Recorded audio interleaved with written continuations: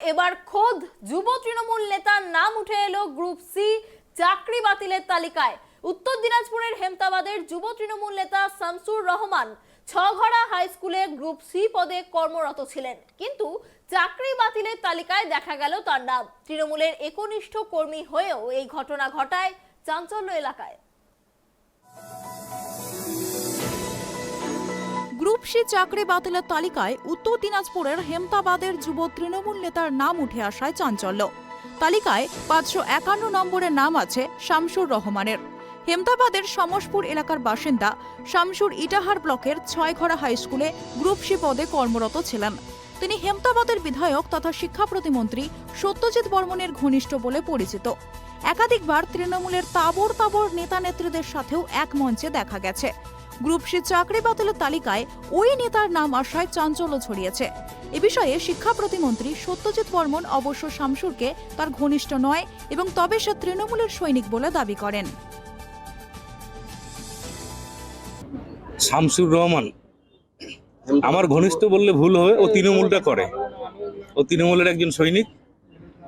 তারপরে এখন চাকরি গেছে না কি হয়েছে জানি না, ঠিক এটা কোর্টের ব্যাপার, কোর্টই বলবে, ঠিক কোর্ট বলতে পারবে, আমি তো বলতে পারবো না, কোর্ট বলবে।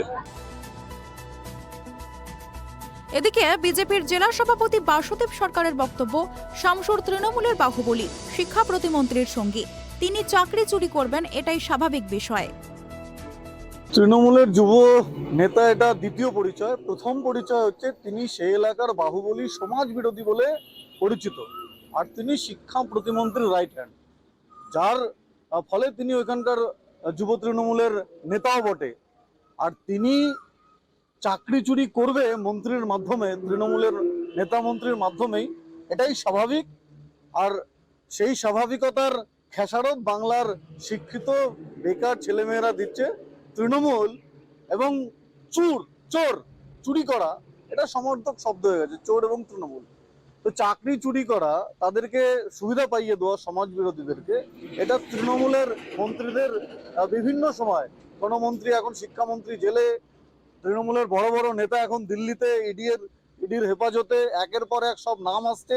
অপেক্ষা করুন, ধীরে ধীরে কেবল কানগুলো টানা হচ্ছে, মাথা আসবে, গর্দান আসবে, অপেক্ষা করুন, সময়ের অপেক্ষা শুধুমাত্র। শামসুর এদিন স্কুলে যায়নি এবং কোনো ছুটিও নেয়নি। শুধু তিনিই নয়, 842-এ এ বিদ্যালয়ের অপর একজন গ্রুপ সি অমিয় দেব শর্মার চাকরি গিয়েছে। তবে এদিন দুপুর পর্যন্ত স্কুলে কোনো নির্দেশ পৌঁছায়নি, জানিয়েছেন ছয়ঘরা হাই স্কুলের টিআইসি বিনয় কুর্মী। উনি আজকে তো স্কুলে আসেননি। কেন আসেননি বা কি ব্যাপার জানেন? উনি কিছু আজকে ফোনও জানাননি, কিছু বলেননি আর কি। আচ্ছা, মানে উনি কি ছুটি টুটি পেয়েছেন কিছু? না, ছুটি তো কিছু, ছুটির ব্যাপারে কিছু আমাকে জানাননি। আর শেষ কবে এসেছিলেন? গতকাল এসেছিলেন? না, শেষ উনি এসেছিলেন 9 তারিখে। তারপরে 9 তারিখে এসে আমি ওনাকে একটা কাজ দিলাম ডিআই অফিসে, ওই স্যালারি সাবমিশন করার জন্য। তারপর থেকে ওনার সঙ্গে যোগাযোগ করা হয়ে উঠতে পারেনি আর কি। শামসুর ব্যাপারে আমি ব্যক্তিগত কিছু শুনিনি, অফিসিয়ালি কোনো খবর নাই আমার কাছে। এখন অফিস যদি কোনো খবর পাওয়া যায় তাহলে আমি জানতে পারবো। মানে এমনি কি শুনেছেন? এমনি মিডিয়ার কাছে খবরের কাগজে শুনছি নাকি এই গ্রুপ সি ক্যাটাগরিতে অতগুলো 842 জনের চাকরি বাতিল হয়ে যাচ্ছে, মানে রিকমেন্ডেশন প্রথমে বাতিল করবে। আজকে নাকি West Bengal board of secondary education থেকে নাকি তাদের অপয়েন্টমেন্টে বাতিল করার জন্য প্রসেসিং দেওয়া হয়েছে। প্রসঙ্গত, গ্রুপ সিতে 57 জনের চাকরি বাতিল করেছে কলকাতা হাইকোর্ট। বিচারপতি অভিজিৎ গঙ্গোপাধ্যায় নিয়োগপত্র বাতিলের বিজ্ঞপ্তি জারি করতে বলে মধ্যশিক্ষা পর্ষদকে। এসএসসির সুপারিশপত্র ছাড়াই গ্রুপ সিতে চাকরি করছেন 57 জন। আদালতের তথ্য অনুযায়ী জানা যায়, ওই 57 জনকে এসএসসি সুপারিশপত্রই দেয়নি, তাই 57 জনের চাকরি বাতিল নিয়ে বিজ্ঞপ্তি দিল এসএসসি।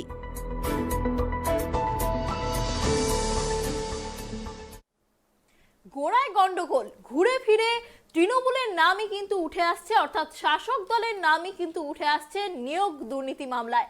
এবার খোদ যুব তৃণমূল নেতার নাম উঠে এলো গ্রুপ সি চাকরি বাতিলের তালিকায়। উত্তর দিনাজপুরের হেমতাবাদের যুব তৃণমূল নেতা শামসুর রহমান, তার নাম দেখা গেল চাকরি বাতিলের তালিকায়। এই বিষয়ে আরো কথা বলবো, আমাদের সঙ্গে নিউজ রুম থেকে রয়েছে আমাদের প্রতিনিধি গৌতম। গৌতম, তোমার কাছে প্রথমেই যেটা জানতে চাইবো, খোদ যুব তৃণমূল নেতার নাম চাকরি বাতিলের তালিকায়, শামসুর রহমান জানা যাচ্ছে তার নাম। কে এই শামসুর রহমান, কি জানতে পারছো? দেখো অনন্যা, যেটা আমরা জানতে পেরেছি যে গোটা রাজ্য জুড়ে প্রায় 842 জন গ্রুপ সি সেই তাদের চাকরি বাতিল হয়েছে এবং তাদের মধ্যে কেউ প্রধান, কেউ বা তৃণমূল নেতা, কেউ বা বিধায়কের মেয়ে, কেউ বা তৃণমূল নেতার স্ত্রী, এই সমস্ত নাম পেয়েছি। এবারে কিন্তু খোদ উত্তর দিনাজপুর জেলায় এবং শিক্ষা প্রতিমন্ত্রী, রাজ্যের শিক্ষা প্রতিমন্ত্রী সত্যজিৎ বর্মনের ঘনিষ্ঠ বলে পরিচিত এই হেমতাবাদের যুব তৃণমূল নেতা শামসুর রহমান, তার নাম উঠে আসলো এবার সেই তালিকায়। তিনি ইটাহারের ছঘরা হাই স্কুলের গ্রুপ সি কর্মচারী এবং এই ঘটনা নিয়ে কিন্তু উত্তর দিনাজপুর জেলার রাজনৈতিক মহলে ব্যাপক চাঞ্চল্য ছড়িয়েছে। এই কারণেই এবং এই ঘটনাটা নিয়ে অর্থাৎ সত্যজিৎ বর্মনের ঘনিষ্ঠ এই তৃণমূল যুব নেতা শামসুর রহমান, তাকে নিয়ে কিন্তু ইতিমধ্যেই বিরোধীরা সরব হয়েছে বিরোধীরা। এবং তার পাশাপাশি আমরা জিজ্ঞেস করেছিলাম মন্ত্রী সত্যজিৎ বর্মনকে এই শামসুর রহমানের বিষয় নিয়ে আর কি। সেই বিষয়ে সত্যজিৎ বর্মন যেটা জানিয়েছেন যে তার কোনো ঘনিষ্ঠ নয়, শামসুর রহমান একজন তৃণমূলের সৈনিক, এটাই তিনি জানিয়েছেন। কিন্তু যদিও জেলার বিজেপি সভাপতি যিনি রয়েছেন বাসুদেব সরকার, তার বক্তব্য যে তৃণমূলের যে শামসুর রহমান তিনি তৃণমূলের শিক্ষা প্রতিমন্ত্রীর ছায়াসঙ্গী এবং এই ঘটনা নিয়ে যে 842 জন তালিকা যে রয়েছে সেটা তার মধ্যে শামসুর রহমানের নাম রয়েছে, যিনি তৃণমূল কংগ্রেসের কর্মী শুধু নন, তিনি হচ্ছে সত্যজিৎ বর্মনের ঘনিষ্ঠ। এবং এর থেকে তারা কিন্তু বিজেপি কিন্তু দাবি করছে যে এই ঘটনার সাথে তৃণমূলের যে সরকারের যে মন্ত্রী, রাজ্যের শিক্ষা প্রতিমন্ত্রী, তার নামটাও জড়িয়ে যাচ্ছে, তার নামটা জড়িয়ে দিয়েছে বিজেপি। তো তোমাকে যেটা বলবো অনন্যা, সেটা হচ্ছে যে রাজ্য জুড়ে এই গ্রুপ সির তালিকায়, গ্রুপ সির যে নিয়োগ দুর্নীতি, সেই তালিকায় ইতিমধ্যে 842 জনের চাকরি বাতিল করেছে আদালত।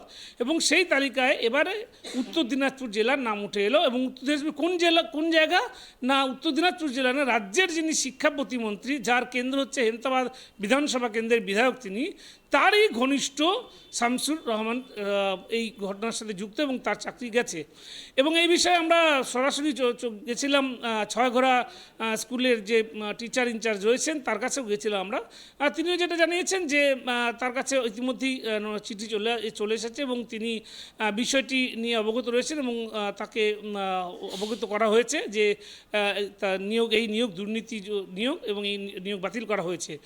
আমরা যেটা দেখলাম যে গোটা রাজ্যের বিভিন্ন জায়গাতেই এই নিয়োগ দুর্নীতি থাকলেও উত্তর দিনাজপুর জেলাটা কিন্তু সেভাবে ছিল না। কিন্তু এই যে গ্রুপ সি নিয়োগটা, কিন্তু এই গ্রুপ সি নিয়োগে কিন্তু উত্তর দিনাজপুরের নাম উঠে এলো। শুধু তাই নয়, সত্যজিৎ বর্মন যিনি শিক্ষা প্রতিমন্ত্রী এবং বিধায়ক হেমতাবাদের, তারই ঘনিষ্ঠ এবং বাহুবলী নেতা বলে পরিচিত শামসুর রহমানের নাম উঠলো এই তালিকায়। একদমই গৌতম, তুমি যেমনটা বললে, আমরা দেখেছিলাম যে নিয়োগ দুর্নীতির একদম শুরু থেকে চাকরি দেওয়ার ক্ষেত্রেও একবারে খোদ পার্থ চট্টোপাধ্যায় অর্থাৎ শিক্ষামন্ত্রী থেকে শুরু করে যে তার যারা ঘনিষ্ঠ ছিলেন, পাশাপাশি যেসব যুব তৃণমূল নেতারা, কুন্তল ঘোষ, এদিকে শান্তনু, তারা যেমন চাকরি দেওয়ার জন্য তাদের নাম উঠে এসেছে, এবার কিন্তু চাকরি চুরি অর্থাৎ যারা চাকরি করছিলেন এতদিন এই ঘুষের টাকা দিয়ে যারা চাকরি করছেন, সেখানেও কিন্তু দেখতে পাচ্ছি আমরা তৃণমূলের নাম।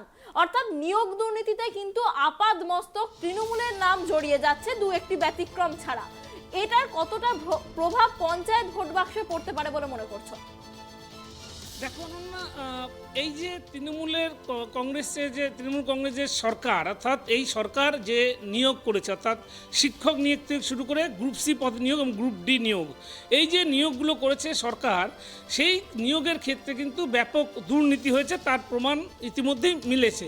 ওএমআর শিটে কারচুপি করা থেকে শুরু করে বিভিন্ন ক্ষেত্রেই কিন্তু নিয়োগ দুর্নীতি যেটা স্পষ্ট হয়েছে। এবং তোমাকে আমি একটা কথা বলি যে এই যে নিয়োগ দুর্নীতি নিয়ে চরম আকার ধারণ করেছে, তার প্রভাব যে ভোটের বাক্সে পড়বে না এটা কিন্তু বলা যায় না। এই কারণেই যে তুমি জানো যে নিয়োগ দুর্নীতির প্রভাবে কিন্তু নিয়োগ দুর্নীতির প্রভাবটা কিন্তু পড়েছিল সাগরদিঘি উপনির্বাচনে।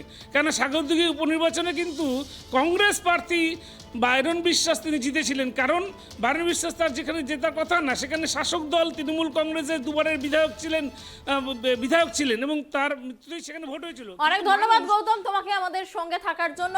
আপনাদের আবারও একবার জানিয়ে রাখি যে এই যে নিয়োগ দুর্নীতিতে আর কি কি ঘটছে সেদিকে নজর থাকবে আমাদের। কিন্তু আজকের মতো জেলার খবর এই পর্যন্তই। সঙ্গে থাকুন, দেখতে থাকুন ট্রাইব টিভি।